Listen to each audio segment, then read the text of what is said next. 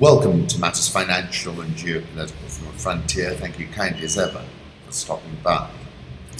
Macro thoughts: it was the worst day for US equities in 6.5 years. It came with a price $1.25 trillion. The machines took over inside the biggest Dow Jones drop of all time. Dow Jones Industrial Average tumbled almost 1,600 points at its lowest point yesterday, its biggest intraday point of decline in history.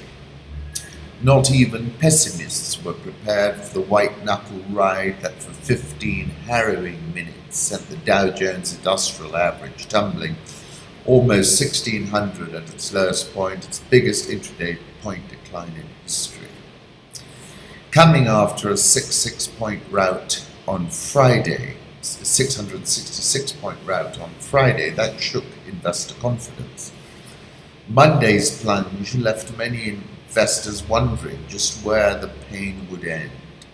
With the back-to-back declines, the 5.8% gain in January has been more than wiped out. On the 5th of February, I quoted Stephen King, who said, "How much did the Dow drop today? 666 points. Let me say it again, 666. Coincidence? I think not." And then he's tweeted again, "Stocks down 1,000 points just today. Another victory for Trump-onomics," he says.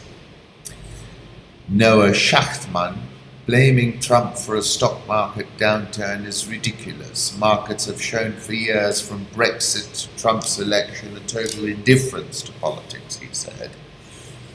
But I take you back to something I wrote on the 2nd of January when I said President Trump has cloaked his administration in the righteousness of the markets. Trump used to tweet about the stock market quite a lot, 39 times from the start of October to January the 20th, when the S&P made a succession of record highs. Nothing since, though, says Reuters' Jamie. "Relax," said the night man. "We are programmed to receive. You can check out any time you like, but you can never leave."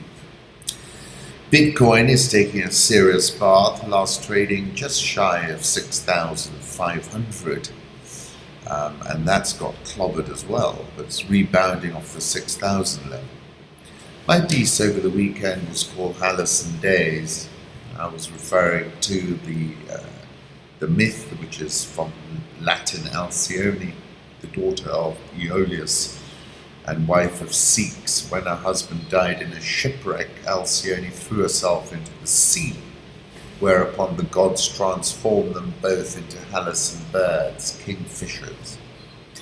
When Halcyone made her nest on the beach, waves threatened to destroy it. Aeolus restrained his winds and kept them calm during 7 days each year, so she could lay her eggs.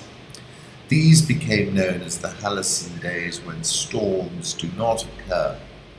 Today, the term is used to denote a past period that is remembered for being happy and or successful.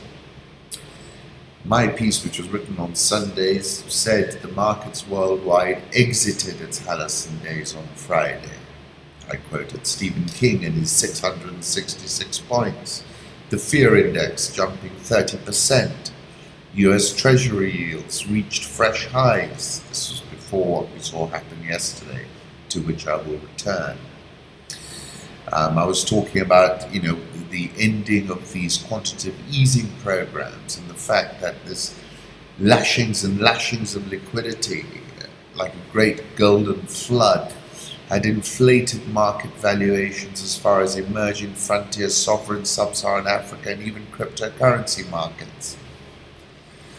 I was quoting Nouriel Roubini, who called the 2008 market crash and said Bitcoin is the mother of all bubbles. Its bubble is now bursting. Speaking on an interview with Bloomberg Television, he said virtually every group of 20 countries talking about cracking down on the phenomenon as policymaker worries grow. Bitcoin dropped as much as 16%, that was on Friday, to 7,643, We're now at 6,400. And then I was closing off by quoting Edwin Lefevre from Reminiscences of a Stock Operator, which remains a go-to book, I think, for many. And he said the tape is your telescope, and I was saying next week, i.e. this week, I suspect many folks will be pulling out their telescopes and peering ever so closely at a whole series of tapes.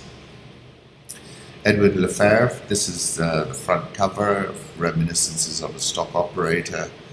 Holger tweeted the end of complacency, fear index VIX jumps by 116% to 37.32.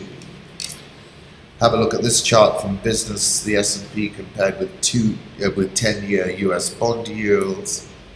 BC Applebaum, sad photo of Wall Street traders reacting as stock market plunges. And David Inglis, it's now a 3 sigma move down, or something that happens less than 1% of the time. So we've had a very turbulent period in the markets. My mirrors on the ceiling, the weekend piece about Halcyon days, all were kind of predicting that we were going to end up here at some point. The question was when.